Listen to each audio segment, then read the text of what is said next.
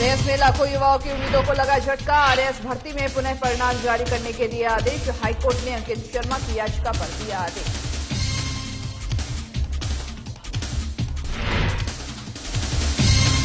गेहूं खरीद को लेकर के तैयारियां तेज। कलेक्टर नथमल डिटेल ने ली समीक्षा बैठक। गेहूं खरीद एजेंसियों को किया निर्देशित।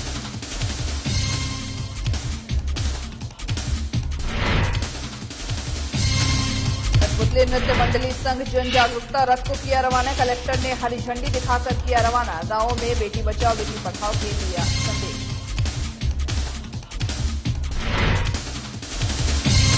मेडिकल कॉलेज से संबद्ध बेस अस्पताल रखने की मांग। पार्षदों ने जिला कलेक्टर से की मुलाकात। कलेक्टर नथमल डिटेल को सौंपा मांग पत्र।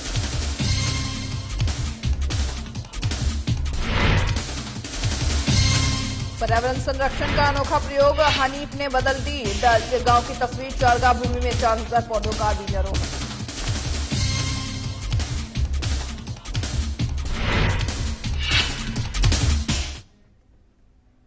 नमस्कार, आप देख रहे हैं राजस्थान के हमारे इस बुलेटिन खबरें राजस्थान और आप सभी का स्वागत है साधना प्लस न्यूज में। आपके साथ मैं अंजलि। बुलेटिन की शुरुआत करेंगे बड़ी खबर के साथ। बड़ी खबर आपको बता रहे हैं जहां पर कोटा से बड़ी खबर बता रहे हैं जहां पर सीएमएचओ डॉक्टर भूपेश तंवर के खिलाफ एफआईआर दर्ज की गई है। धारा 3 के तहत ये एफआईआर दर्ज हुई है।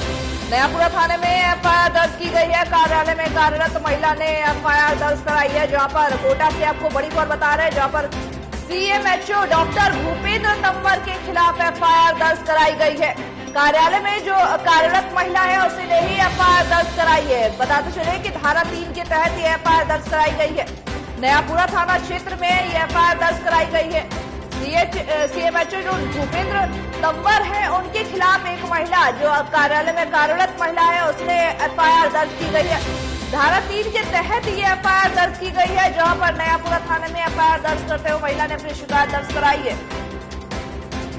कोटा से आपको बड़ी खबर बता रहे हैं जहां पर सीएमएचओ डॉक्टर भूपेंद्र तंवर के खिलाफ एफआईआर दर्ज कराई है। धारा 3 के तहत एफआईआर दर्ज की गई है। वही कार्यालय में कार्यरत महिला ने ही एफआईआर दर्ज कराई है। वही साथ ही धारा 3 के तहत ये एफआईआर दर्ज कराई गई है। राजस्थान लोक सेवा आयोग की ओर से आयोजित आरएएस प्री एग्जाम रिजल्ट को राजस्थान हाईकोर्ट ने रद्द कर दिया है। हाईकोर्ट के आदेश के अनुसार ही अब नए सिरे से आरएएस प्री एग्जाम का रिजल्ट जारी होगा।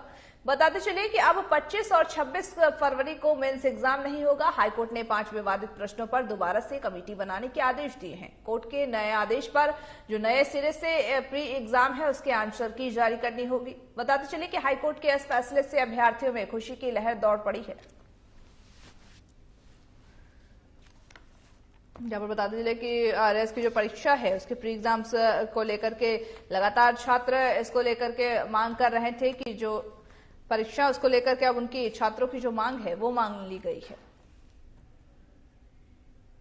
घर में कोई नारी अगर कोने में मुंह दे के रोए तो उस घर का सत्यानाश निश्चित है। ये एक ऐसी माँ है जो किसी मतलब अपने स्वार्थ के लिए नहीं, किसी एकाएक के लिए नहीं, सामूहिक हित के लिए और सबके लिए इसने इतना बड़ा त्याग और इतना बड़ा अनशन किया है। सत्याग्रह कभी व्यर्थ जाना ये असंभव बात है। सत्य का मतलब ये है कि आज जो सत्य की जीत हुई है ना वो सबकी जीत हुई है, इसलिए सत्य कभी हार नहीं सकता। ये सच है। और हमको सबसे बड़ी खुशी ये हुई है कि सत्य की जीत हो गई। हमारी नहीं, सत्य की जीत हुई है ये। हाँ, भगवान के घर देर है अंधेर नहीं है। सर हम लोग बहुत बहुत खुश हैं। हम वेलकम करते हैं हाईकोर्ट के जजमेंट का। हमें पूरी उम्मीद थी कि जुडिशरी हमें निराश नहीं करेगी। सरकार से तो हमने उम्मीद खो दी थी। सर हम लोग इतनी मेहनत से, हम लोग जितने गांधीवादी तरीके हो सकते थे हमने हर गांधीवादी तरीका अपनाया। सर हमने एक बार भी सरकार की तरफ से मुर्दाबाद का नारा नहीं लगाया। हमारा पूरा भरोसा था कि सरकार हमारी मदद करेगी। सर कल सीएम सर का एक स्टेटमेंट आया कि ये न्यायोचित नहीं है। सर न्यायोचित नहीं है तो सर इतने जो बच्चे बैठे हैं यहाँ पे, सर जब भी कोई वॉर होता है, जब भी कोई किसी कंट्री के साथ आपका युद्ध होता है, सेना ही जाती है ना लड़ने या पूरा देश चला जाता है लड़ने। तो सर हम वो सेना है जिन्होंने 20,000 लोगों के लिए यहाँ पे लड़ाई लड़ी है। और आज जो जुडिशरी का जजमेंट आया हम उसका बहुत बहुत स्वागत करते हैं। हमारे लिए बहुत बड़ी राहत है। हम लोग बहुत ज्यादा खुश हैं। अब हम लोग पढ़ने वाले बच्चे हम यहाँ रहेंगे तो है नहीं। एक बार प्रेस नोट आ जाए सर हम लोग तो घर जाके सर एक दिन का तो रेस्ट करेंगे और फिर पढ़ने बैठेंगे सर। कि वो डीबी में जाए, डिवीजन बेंच में जाए। आज ऐसा सुनने में भी आ रहा है कि उनकी फुल कमीशन की बैठक है और उसमें वो ये फैसला लेंगे, और हो सकता है वो ले भी, उसमें कोई शक नहीं, और उनका अधिकार है, वो अपना अधिकार फॉलो करें और हम अभ्यर्थी अपना अधिकार फॉलो करें। मेरे हिसाब से जो प्रश्न गलत है, जो क्वेश्चन रॉन्ग है, वो रॉन्ग ही रहेगा, चाहे वो डीबी में जाए चाहे सुप्रीम कोर्ट में जाए, वो वहां जाके सही तो हो नहीं जाएगा।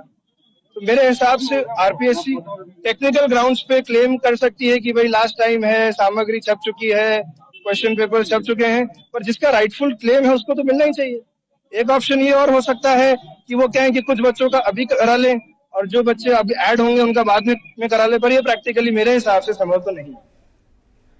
खबर हनुमानगढ़ से है, जहां जिले में रबी विपणन वर्ष 2022 से 2023 में गेहूं के समर्थन मूल्य पर खरीद तैयारियों को लेकर के कलेक्ट्रेट में बैठक हुई है, जिसके जिला कलेक्टर नथमल डिडेल ने बैठक की है। वहीं बैठक में भारतीय खाद्य निगम के जो जिले के इस साल 6,37,000 टन गेहूं की खरीद बताई जा रही, वहीं जिले के 20 केंद्रों पर इसकी खरीद का लक्ष्य रखा जाना बताया गया है। वहीं साथ ही साथ जिला कलेक्टर ने खरीद एजेंसी को खरीद प्रक्रिया के पूर्व ही समस्त तैयारियों करने के लिए निर्देशित किया है और खरीद के दौरान ही समय पर उठाव करने और समुचित भंडारण करने के भी निर्देश दिए हैं, जिससे कि किसान को उपज का सही और साथ ही समय पर भुगतान किया जा सके।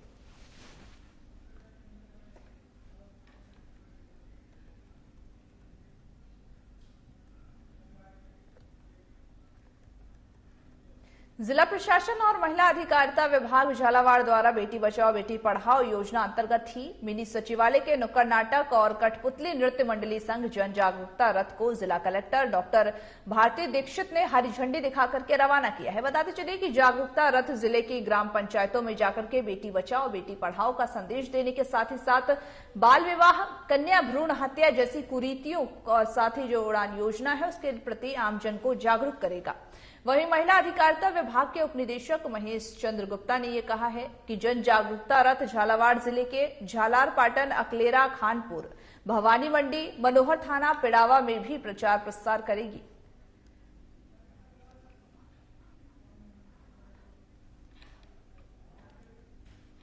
यहाँ पर बता दें कि झालावाड़ में ये जो अभियान है जन जागरूकता अभियान निकाला जा रहा है, जिसके तहत लोगों को जागरूक किया जा रहा है और लोगों को तरह तरह तरीके से लोगों को जागरूक किया जा रहा है। साथ ही साथ जो कुरीतियां हैं, बाल विवाह, कन्या भ्रूण हत्या जैसी जो कुरीतियां हैं, जिसकी वजह से न जाने कितनी जो कन्याएं हैं वो भेंट चढ़ जाती है, वही साथ ही साथ इसको लेकर के भी लोगों को जागरूक किया जा रहा है, क्योंकि कहीं ना कहीं ये जागरूकता रथ लोगों को जागरूक करने के लिए जिले की कई ग्राम पंचायतों में निकाला जा रहा है और वहां पर जाकर के कुरीतियों के बारे में लोगों को बताया जा रहा है और बताया जा रहा है कि ये कुरीति हमारे यहाँ से जल्दी ही खत्म होनी चाहिए। जिसको लेकर के अगर देखा जाए तो राजस्थान में बाल विवाह अभी भी चलता नजर आ रहा है। कई जगह पर ऐसे समान नजर आते हैं कि बाल विवाह अभी भी चलता है, जिसके बारे में लोगों को जागरूक करना बेहद जरूरी है, क्योंकि लोग जागरूक होंगे तभी जाकर के जो ये कुरीति है उस पर रोक लग सकेगी।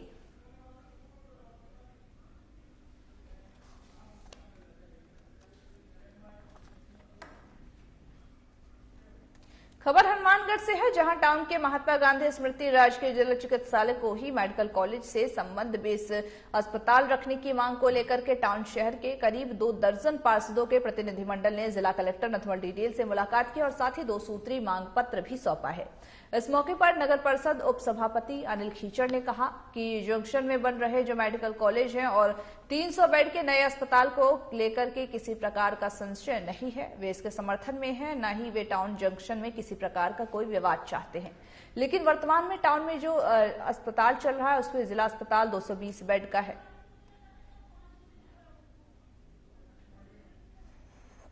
आज हम लोग 23 पार्षद, चाहे कांग्रेस के थे, भाजपा के थे, निर्दलीय थे, सभी मिलके हम कलेक्टर साहब से मिले हैं और हम सब लोग ने एक बात रखी है कि हमें कहीं भी मेडिकल कॉलेज से कोई आपत्ति नहीं। मेडिकल कॉलेज हनुमानगढ़ में बन रहा है, बहुत खुशी की बात है, भव्य बने, बड़ा बने और सुविधाओं युक्त बने।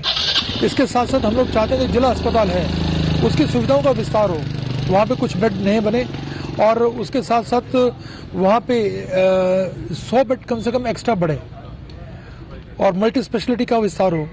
हम ये चाहते हैं कि शहर में जंक्शन और टाउन हो, हर तरफ सुविधाओं का विस्तार होना चाहिए, चिकित्सा सुविधाओं का। और उसके लिए अगर एक जिला चिकित्सालय को बड़ा करके उसके साथ साथ यहाँ पे भी हॉस्पिटल बनता, हमें कोई आपत्ति नहीं है। हनुमानगढ़ टाउन हॉस्पिटल में जो राजकीय चिकित्सालय चल रहा है उसको सुचारू रूप से ये चलता रहे, और जो नया मेडिकल कॉलेज आ रहा है और उस मेडिकल कॉलेज के साथ जो 300 बेड का जंक्शन में हॉस्पिटल बन रहा है वो भी बने, और जो टाउन का हॉस्पिटल है उसके अंदर 200 बेड से बढ़ा करके उसे 300 बेड का कर दिया जाए, 330 बेड का, ताकि 100 बेड उसमें 230 अभी चल रहे हैं, 100 बेड उसमें और बढ़ जाएंगे, तो उससे वहाँ पे इंफ्रास्ट्रक्चर बनाने के लिए लगभग 50 करोड़ रुपए की डिमांड हम राज्य सरकार से कलेक्टर साहब के मार्फत करने जा रहे हैं। और इस बात के लिए हमारी सचिव स्तरीय वार्ता माननीय कलेक्टर महोदय को निवेदन किया है कि वो सचिव महोदय से बात करके और 5 या 7 आदमी जो भी मनोनीत करेंगे संघर्ष समिति, वो 5-7 आदमी जाके सचिव महोदय से वार्ता करें, ताकि टाउन का जो हॉस्पिटल है वो इसी तरह चलता रहे। और अभी कलेक्टर साहब ने जो हमें आश्वासन दिया है कि जो भी फैसिलिटी इस मेडिकल कॉलेज में और हॉस्पिटल में आएगी उसमें से 50% वो टाउन वाले हॉस्पिटल में वैसे ही चलेगी, और जो ट्रॉमा सेंटर है उसके अलावा जो जितने भी ICU के बेड हैं वो सब एज इट इज रहेंगे। आज हनुमानगढ़ टाउन क्षेत्र के सभी पार्षद, कांग्रेस, बीजेपी और निर्दलीय सभी लोगों ने कलेक्टर साहब से जिला अस्पताल को जो धरना चल रहा है उस मामले के अंदर वार्ता की, तो कलेक्टर साहब ने ये आश्वस्त किया है कि भी मैंने ये रिकमेंड किया है भी इसको 100 बेड का बनाया जाए, और आगे जो हॉस्पिटल के अंदर सुपर स्पेशलिटी कोई आएंगे आधे वहाँ पे, यहाँ जो हॉस्पिटल बन रहा है उसके अंदर, और 52 करोड़ रुपए 100 बेड का ये नया बनेगा, और 52 करोड़ रुपए मांगे हैं। तो ये उनकी तरफ से भेजा है भी राज्य सरकार क्या करती है, या बजट के अंदर वो 52 करोड़ रुपए नए निर्माण के लिए या 100 बेड के लिए और रखती है, तो ये बहुत बड़ी उपलब्धि होगी। ग्राम जगपुरा के हनीफ डायर ने पर्यावरण संरक्षण का एक अद्भुत अनोखा प्रयोग किया है। बताते चले कि पंचायत की चारागाह भूमि पर अंग्रेजी बबलू को सहारा मिलते हुए 4000 नीम के जो पौधे हैं उसका बीजारोपण किया गया है। और साथ ही साथ बताते चले कि पर्यावरण संरक्षण के इस प्रयोग में हनीफ ने गांव के पास ही स्थित सड़कों पर जो सैकड़ों बीघा जमीन है उस पर भूमि पर कोई भी कसर नहीं छोड़ी। हनीफ ने बताया है कि 4 साल पूर्व ही मुख्यमंत्री अशोक गहलोत ने पर्यावरण दिवस पर यह भाषण दिया था कि ग्रामीण अधिक से अधिक पेड़ लगाए। वहीं एक व्यक्ति ने कमेंट किया है कि मुख्यमंत्री जी पेड़ तो हम लोग लगा देंगे लेकिन ट्री गार्ड की व्यवस्था आप करवाइए। उस कमेंट को हनीफ ने पढ़ा, जिसके बाद हनीफ के मन में ऐसा करने को लेकर के विचार आया और उन्होंने बिना ट्री गार्ड नीम के पेड़ों के पौधों का बीजारोपण किया है।